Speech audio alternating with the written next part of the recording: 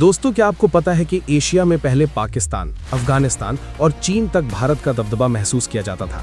उस वक्त भारत के वीर सपूत, वीर योद्धा और सूरपति राजाओं का राज एशिया के चौतरफा इलाकों पर मौजूद था।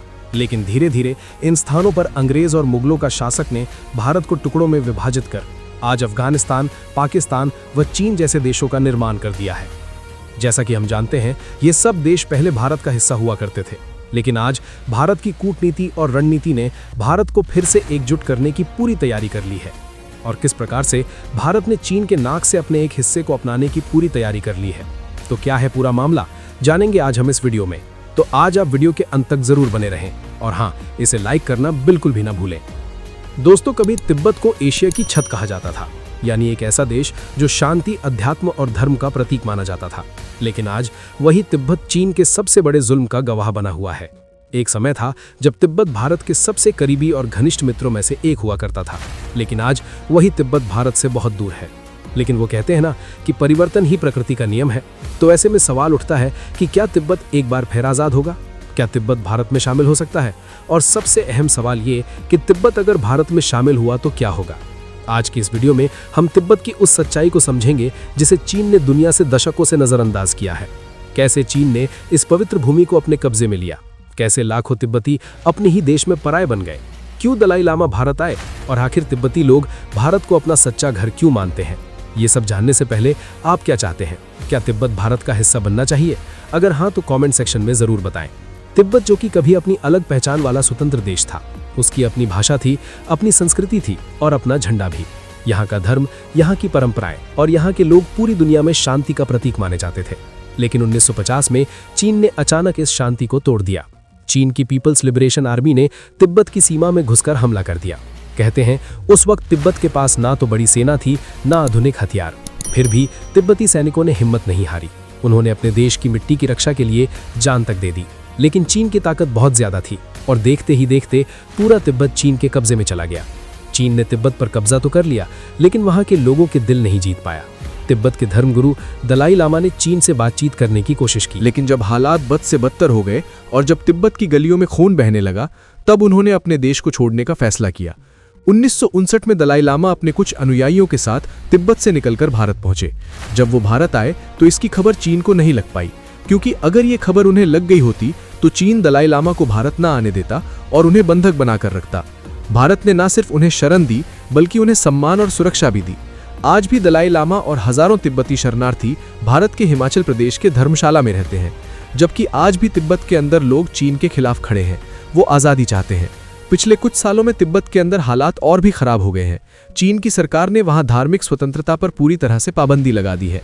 मंदिरों पर ताले लग गए हैं, भिक्षुओं को गिरफ्तार किया जा रहा है और जो भी फ्री तिब्बत का नारा लगाता है उसे या तो जेल भेज दिया जाता है या गायब कर दिया जाता है।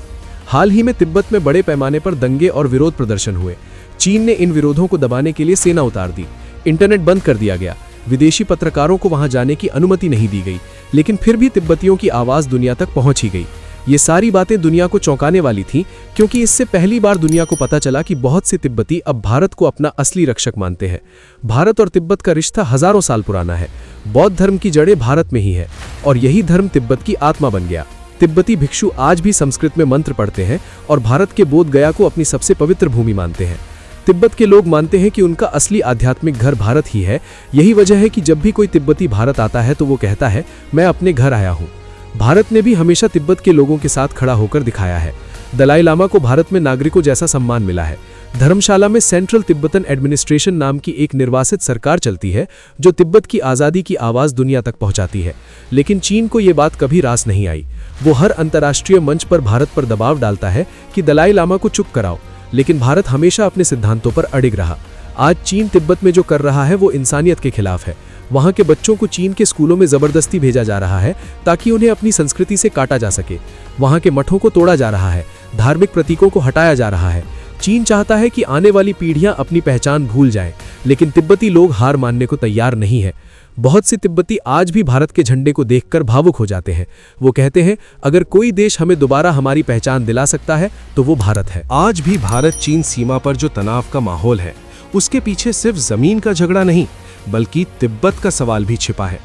जब चीन ने तिब्बत पर कब्जा किया तभी से उसने भारत की उत्तरी सीमा को भी छुआ। अगर तिब्बत आज़ाद होता तो चीन और भारत के बीच शायद कोई सीमा विवाद ही नहीं होता। कई भारतीय रक्षा विशेषज्ञ कहते हैं कि तिब्बत एक बफर जोन था जो चीन ने खत्म कर दिया। अब सवाल यह है कि क्या तिब्बत भारत में शामिल होगा? इसका जवाब आसान नहीं है। कई रिपोर्ट्स में यह भी कहा गया है कि भारत के कुछ पूर्वी इलाकों में रहने वाले तिब्बती युवा भारत की सेना में भर्ती होना चाहते हैं ताकि वो चीन के खिलाफ अपने देश की रक्षा कर सकें।